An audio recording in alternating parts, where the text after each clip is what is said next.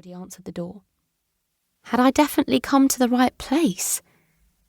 There were lights on behind the curtains, and I reached towards my pocket to check the address on my phone yet again, but my hand dropped as the door finally swung open. The woman standing there with a puzzled frown on her face wasn't instantly familiar, and I stared stupidly until finally it clicked into place.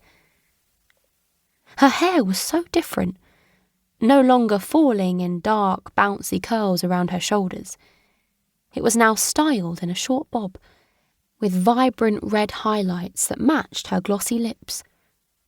She was curvier than she used to be, quite different from the girl I used to sometimes swap clothes with, and she had a real presence about her, confident and self-assured, perhaps even a little intimidating.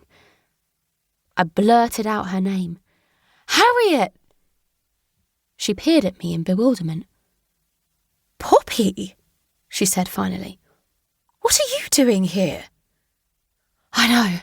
I should have told you I was coming," I said a little breathlessly, "but I didn't know how to explain. I've got myself into a bit of a situation." "I did wonder why you asked for my address out of the blue," Harriet said, "but I didn't think you'd turn up on the doorstep. Come inside, it's freezing out there. I'll make some tea and you can warm up."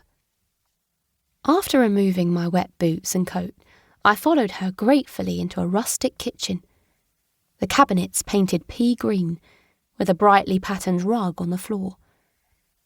It wasn't a huge room, though it felt big to me after the tiny kitchen in my flat, and the cosy atmosphere wrapped around me like a warm embrace. My eyes kept slipping back to Harriet. What had happened in the 20-odd years since we'd last spent any real time together?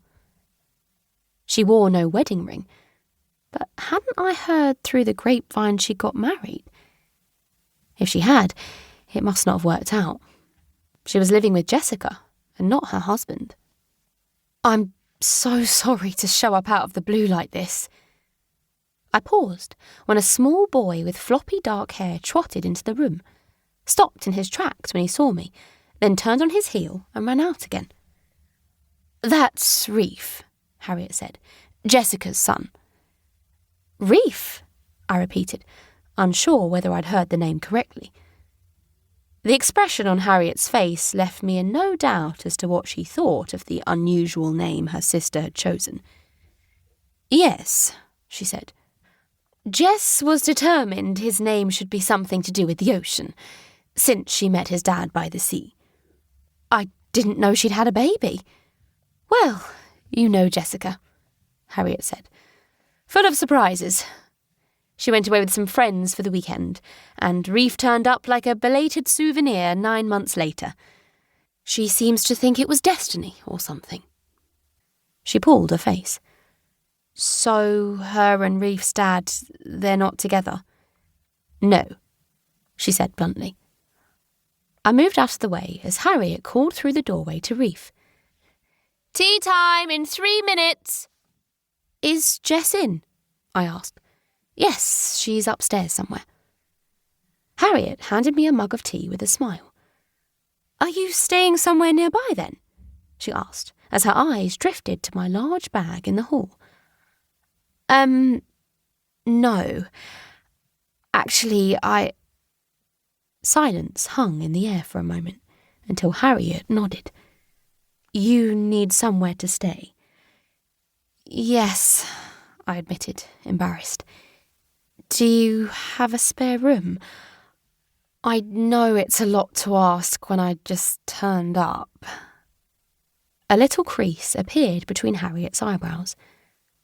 "Forget I mentioned it," I said, and my stomach tightened with anxiety. "I'll find somewhere else. Please don't worry.